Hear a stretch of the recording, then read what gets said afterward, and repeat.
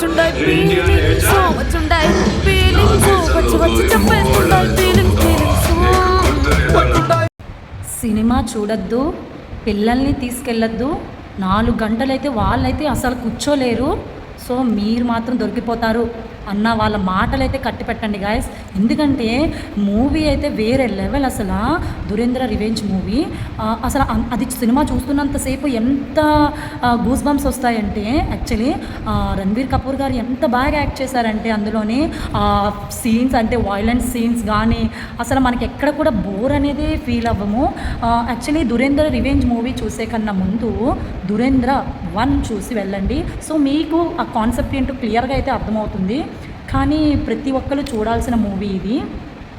Next movie చూస్తున్నంతసేపు నా feelings అయితే మామూలుగా లేవు. ఒక గన్ షాట్ యాక్చువల్లీ హీరోకి ఏమైనా అవుతే మాత్రం నేనైతే అస్సలు కంట్రోల్ అవ్వలేను. సో నా ఎక్స్ప్రెషన్స్ నాకు తెలియకుండానే మా హస్బెండ్ అయితే వీడియో తీయడం జరిగింది. సో మీలో ఎంతమంది మూవీ చూస్తూ ఎక్స్ప్రెషన్స్ బాగా అంటే ఇన్వాల్వ్ అయిపోతారో మూవీలోని కమెంట్ చేయండి గ్యాస్. అండ్ ఆ ఫ్రెండ్స్ని కూడా ట్యాగ్ చేయడం మర్చిపోకండి. Bye bye.